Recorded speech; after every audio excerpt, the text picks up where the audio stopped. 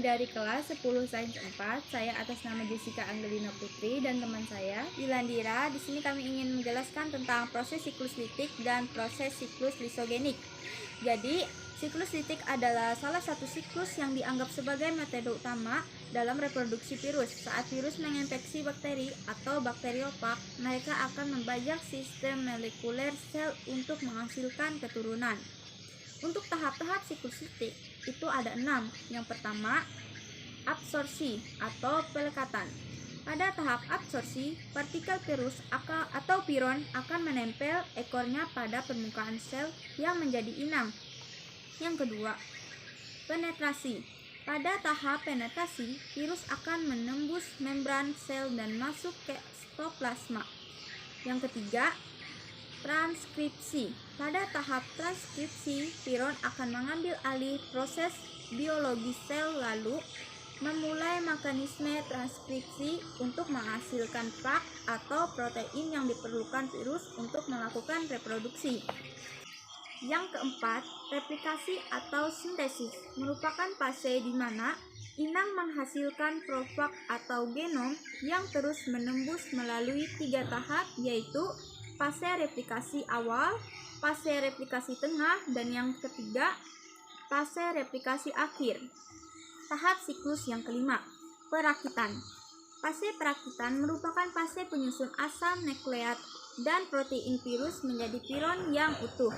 Kemudian tahap siklus yang keenam atau yang terakhir yaitu fase litik.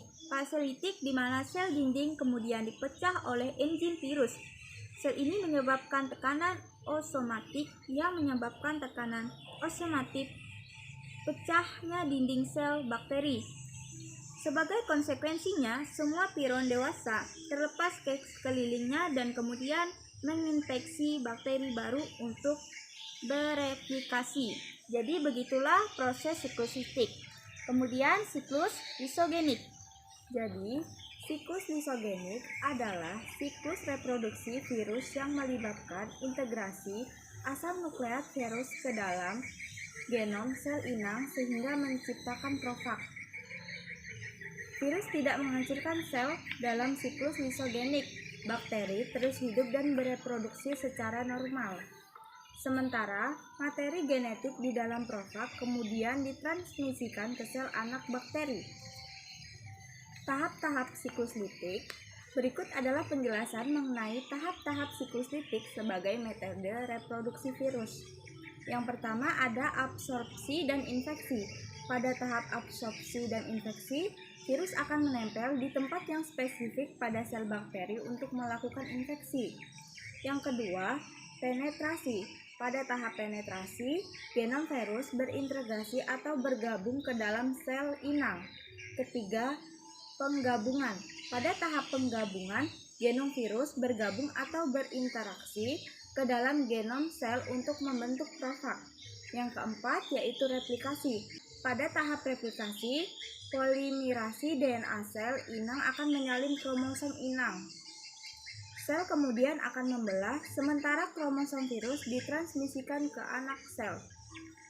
Genom virus di dalam profag bisa semakin bertambah apabila sel bakteri terus-menerus mengalami pembelahan. Kemudian yang keempat yaitu replikasi. Pada tahap replikasi, polimerasi DNA sel inang akan menyalin kromosom. Sel kemudian akan membelah, sementara kromosom virus ditransmisikan ke sel anak. Genom virus di dalam profag bisa semakin bertambah apabila sel bakteri terus-menerus mengalami pembelahan. Jadi begitulah penjelasan tentang proses lisogenik. Di penjelasan dua siklus tersebut bisa diambil kesimpulan bahwa siklus litik adalah daur reproduksi virus yang dilakukan dengan menghancurkan sel inang setelah sukses melakukan replikasi. Sedangkan lisogenik adalah siklus reproduksi virus yang dilakukan tanpa menghancurkan sel inangnya, melainkan tetap berintegrasi dengan DNA dan RNA dari sel induk. Sekian dari penjelasan tentang proses siklus litik dan proses siklus lisogenik. Kami ucapkan Assalamualaikum warahmatullahi wabarakatuh.